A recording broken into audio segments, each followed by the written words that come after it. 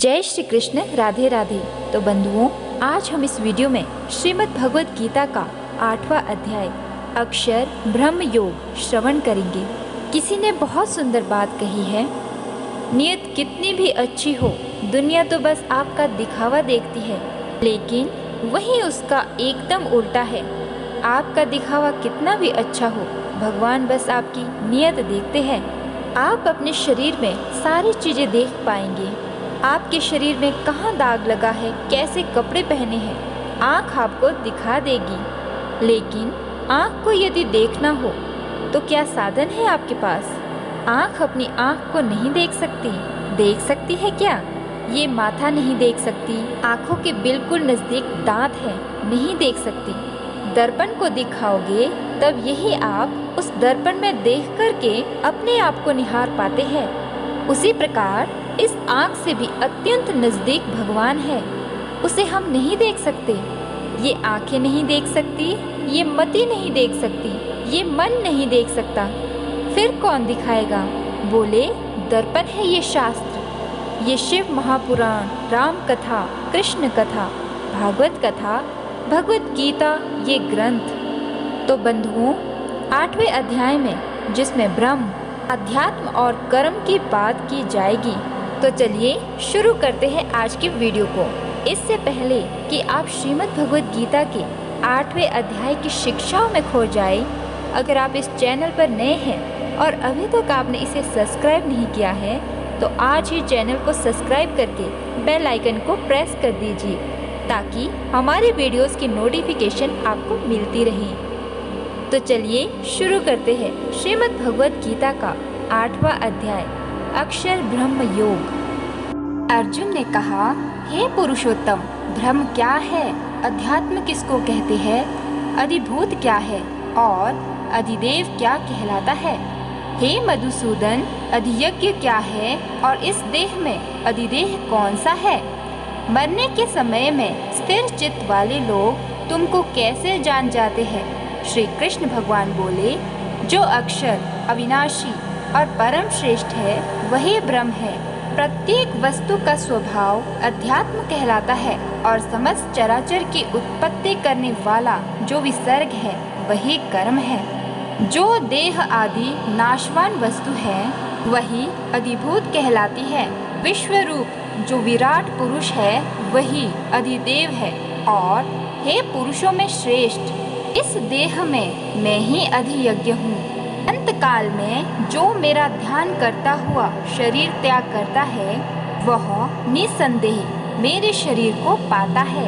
हे कुंती पुत्र, अंत समय में मनुष्य जिस वस्तु का स्मरण करता हुआ शरीर त्यागता है, वह उसी को पाता है। इस कारण तुम सदैव मुझ ही में मन लगाकर मेरा ही स्मरण करते हुए संग्राम करो, तुम निसंदेह मुझको आ मिलोगे। हे पार्थ, अभ्यास रूप योग से युक्त हो, दूसरी ओर ना जाने वाले मन से सदा चिंतन करता हुआ पुरुष परम और दिव्य पद को ही प्राप्त होता है। अतएव जो अंत समय में मन को एकाग्र करके भक्ति पूर्वक योगाभ्यास के बल से दोनों बाहों के मध्य भाग में प्राण को चढ़ाकर सर्वज्ञ अनादि संपूर्ण जगत के नियंता, सूक्ष्म से भी सूक्ष्मतर, सबके पोषण, अचिंत्य स्वरूप, सूर्य के समान प्रकाशवान, तमोगुण से रहित परम पुरुष का ध्यान करता है, वह उसको मिलता है। वेद के जानने वाले जिसको अक्षर कहते हैं, वीतराग होकर सन्यासी जिसमें प्रवेश करते हैं तथा जिसको चाहने वाले ब्रह्मचर्य का आचरण करते हैं, उस परम पद को तुमसे संक्षेप में कहता हूँ। जो सब इंद्रिय द्वारों को रोककर मन को हृदय में धारण कर प्राण को मस्तक में ले जाकर समाधि योग से स्थित इस अक्षर का उच्चारण करता हुआ जो देह को त्यागता है, उसे मोक्ष रूप उत्तम गति प्राप्त होती है।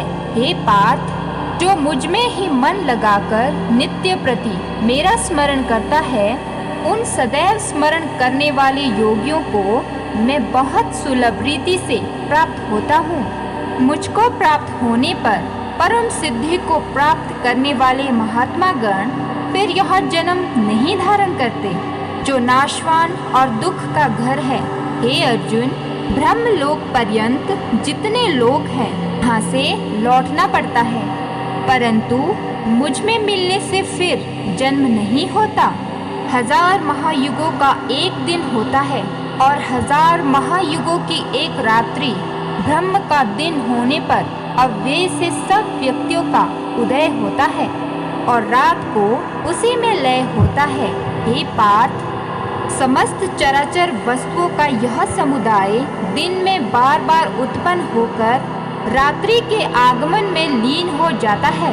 इस अव्यक्त से परे दूसरा सनातन अव्यक्त है, जो इन सब के नष्ट होने पर भी कभी नष्ट नहीं होता। उस अव्यक्त को ही अक्षर कहते हैं। वही परम गति है, जिसको प्राप्त करके फिर संसार में नहीं जन्मते। वही मेरा परम धाम है। हे पार्थ, जिसके अंतर्गत सब प्राणी है और जिसमें उस समस्त जगत का विस्तार कर रखा है, वह श्रेष्ठ पुरुष अनन्य भक्ति से ही मिलता है। हे भारत श्रेष्ठ, जिस काल में योगी जन देह छोड़कर फिर नहीं लौटते हैं और जिस काल में अग्नि, प्रकाश और दिन शुक्ल पक्ष हो, ऐसे उत्तरायण के 6 महीने में मृत्यु को प्राप्त होते हैं। धूम्र रात कृष्ण पक्ष दक्षिणायन के 6 महीने इसके मध्य गमन करने वाले चंद्रमा की ज्योति को पहुँचते हैं और लौट आते हैं। संसार को नित्य चलाने वाली शुक्ल और कृष्ण नाम की 2 गतियां हैं। एक से आने पर लौटना पड़ता है और दूसरी पर फिर लौटना नहीं होता। हे पार्थ, योगी इन दोनों गतियों का तत्व जानते हैं, इसी से मोह में नहीं पड़ता। अतएव हे अर्जुन, तुम सदा योग मुक्त हो।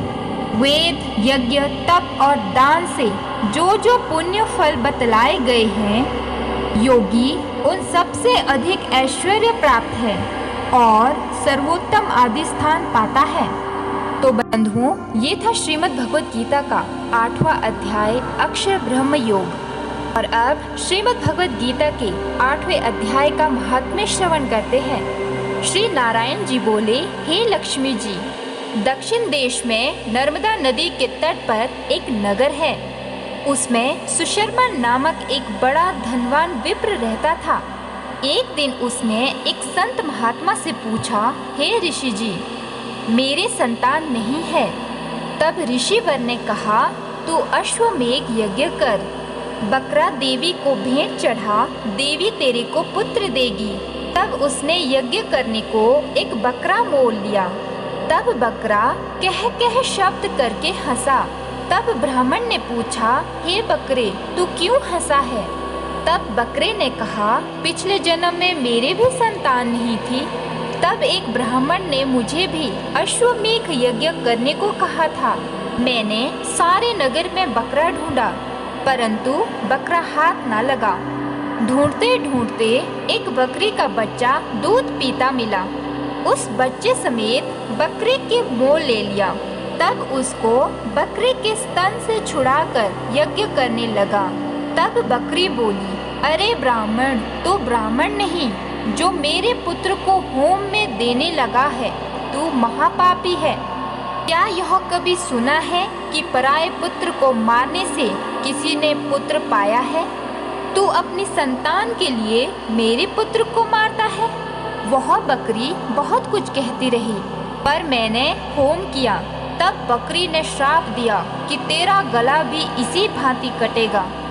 ऐसा श्राप देकर वह बकरी तड़प कर मर गई। कुछ समय बाद मेरा भी काल आया। मेरे कर्मों के कारण मुझे नर्क की आग में तपाया गया। फिर नर्क भोग कर अनेकों योनियों में जन्म लेकर महान दुख भोगता रहा। अब बकरे का जन्म पाया। तब मुझे एक बाजीगर ने मोल ले लिया। अब सुख पाऊंगा, किंतु तू छुरी लेकर मारने लगा। तब ब्राह्मण ने कहा, हे बकरे, तुझे भी जान प्यारी है। अब मैं अपने नेत्रों से देखी हुई कहता हूँ। कुरुक्षेत्र में चंद्र सुशर्मा राजा स्नान करने आया। उसने ब्राह्मण से पूछा, ग्रहण में क्या दान करूं? उसने कहा, हे राजन, काले पुरुष का दान कर। तब राजा ने काले लोहे का पुरुष बनाया, नेत्रों की जगह लाल जड़वा सोने के आभूषण पहनाकर तैयार किया। तब वह काला पुरुष कह कह शब्द करके हंसा। राजा डर गया कि कोई बड़ा अवगुण है जो लोहे का पुरुष हंसा। तब लोहे से उस काले पुरुष ने ब्राह्मण को कहा, हे ब्राह्मण, तू मुझे लेगा? तब ब्राह्मण ने कहा, मैंने तेरे सरीखे कई पचाए हैं। तब काले पुरुष ने कहा, तू मुझे वह कारण बता जिस कारण से तूने अनेक दान पचाए हैं। तब विप्र ने कहा, जो गुण मेरे में है सो मैं ही जानता हूँ। तब वह काला पुरुष कह कह शब्द कर फट गया। उसमें से एक कालिका की मूर्ति निकल आई। तब विप्र ने श्री गीता जी के 8वें अध्याय का पाठ किया। उस कालिका की मूर्ति ने सुनकर देह पलटी। जल की अंजलि भर के उस विप्र ने मूर्ति पर जल छिड़का। जल के छिड़कने से तत्काल उसकी देह देवदेही पाक विमान पर बैठकर वैकुंठ को गई। तब राजा ने कहा, तुम्हारे में भी कोई ऐसा गुण है जिसके शब्द से मैं भी अधम देह से मुक्ति पाऊं? तब उस विप्र ने कहा, मैं वेद पाठी हूँ। उस नगर में एक साधु भी गीता पाठी था, जिससे 8वें अध्याय का पाठ सुनकर राजा की देह पलटी। तब राजा दिव्य देह पाकर वैकुंठ को गया और कहता गया, हे ब्राह्मण, तू भी गीता का पाठ कर, तुम्हारा भी उद्धार होगा। तब वह ब्राह्मण भी श्री गीता जी का पाठ करने लगा। तो बंधुओं, ये था श्रीमद् भगवत गीता का 8वें अध्याय का महात्म्य। मिलते हैं अगले अध्याय में, तब तक राधे राधे।